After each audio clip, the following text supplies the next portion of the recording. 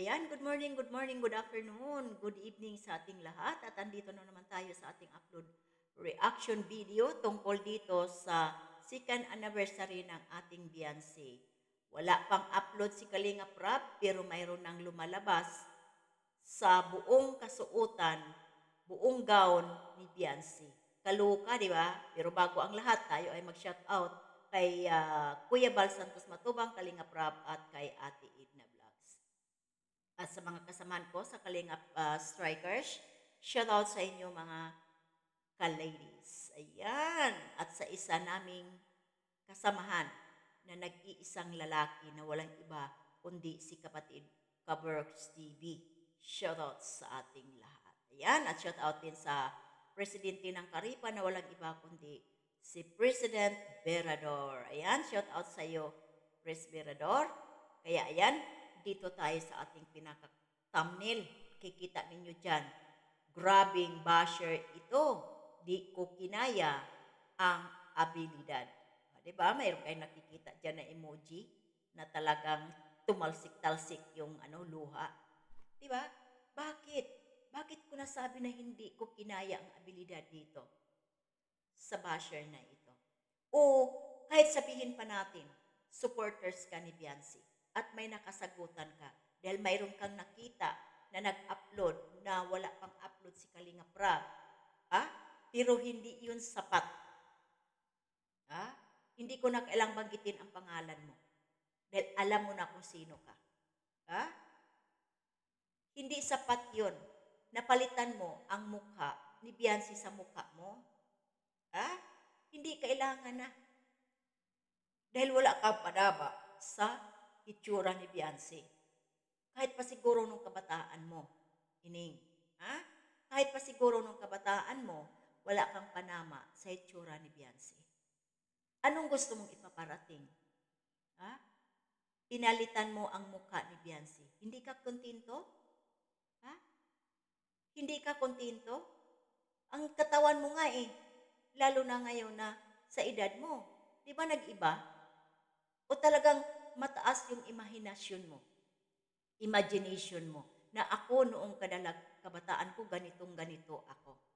Kaya ilagay ko kaya ang mukha ko dito. Hindi ko kinaya, abilidad mo, ining. Hindi ko kinaya. Ganito na pala ang mga basher ngayon.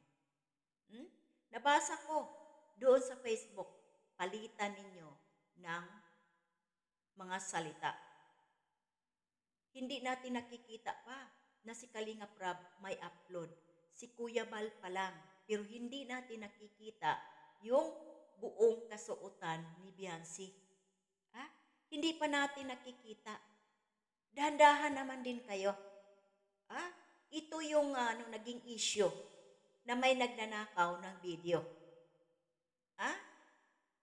At ina-upload. Sino ang may kasalanan dito? Yung nag-upload o yung nagnakaw? Ang para sa akin, opinion ko, yung nagnakaw. Kasi yung nagnakaw, hindi naman yun. Yung nag-upload, wala siyang ma-upload kung walang nagnakaw. Di ba? Walang mag-a-upload kung walang nagnakaw at ibinibigay. Baka yung na yon, may kapalit. Pagbigay ng video na yon o picture, ay may kapalit na salapi. Dandahan naman kayo. Mukhang umabuso na kayo. Huwag kayong magnakaw ng video. Kahit gaano pa kailangan ninyo yung pera. Kung yun man ang kapalit. Respeto.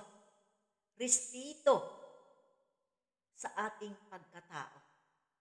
Palagi na lang kaming sumisigaw sa salitang respeto.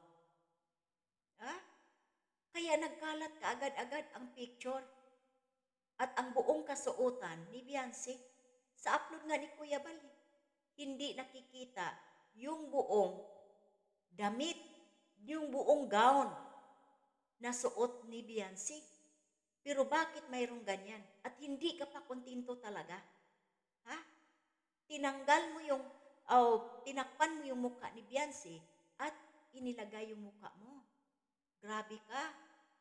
Ha? Grabe ka. Hindi ka lang nahihiya.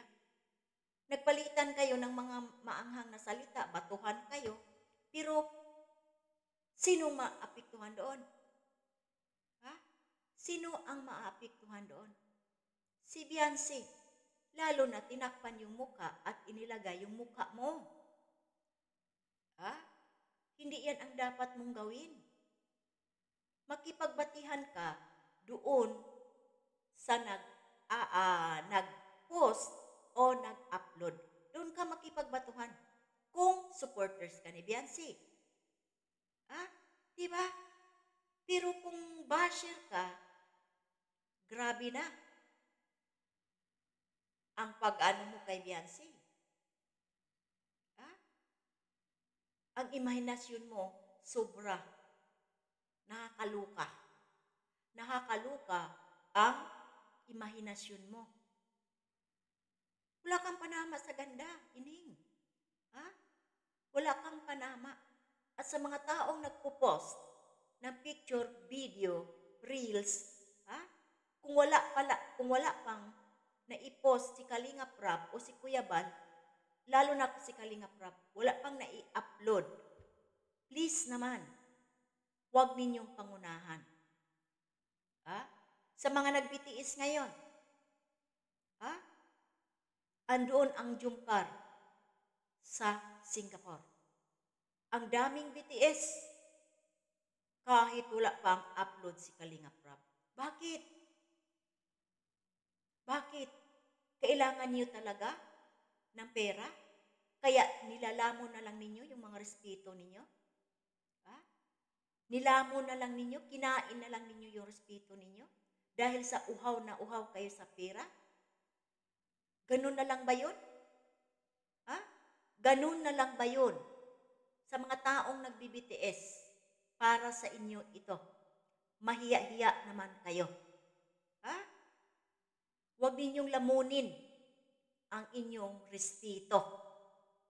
Dahil pinaghirapan ninyo yan para respetuin kayo. Pero pag ganyan ang lagi ninyong ginagawa, paano kayo respetuin ang kapwa niyo vlogger? Kapwa sa mga reactor, paano kayo respetuin? Kung sa sarili ninyo, wala kayong mga respeto. Ha? Mga viewers nagreklamo, wala pa nga daw upload si Kalinga Prab dyan sa Singapore, marami ng BTS na lumalabas. Ha? Respeto naman ninyo kay Kalinga Prab. Lalo na magkasama kayo dyan. Ha? Diba? Katulad dito, sa pag-upload dito, sa picture ni Beyonce o video, at nagiging pag may nagnakaw ng video, may nag-upload ng video. Ah? Grabe, wala na kayong respeto. Lalo na ito sa basher na ito. Grabe abilidad mo ini. Kakaloka. Ah? Kakaloka. Dahil kahit anong gawin mo, gorlits ka na. Ah? Wala kang panama dyan, oh. Picture ni Beyonce, oh. Tumaba lang siya. Pero papayat din yan dahil siya, boxing. Papayat din yan dahil nagtitraining. Pero huwag naman ninyong ganunin. Ah? Para na ninyong binababoy si Beyonce. Hitsura mo, ipapatong dyan sa hitsura niya. Di ka kontento sa ganda ni Beyonce? Grabe ka. Ha? At sa mga nagbi-BTS, mahiya-hiya naman kayo. Ha? Tigilan ninyo yan.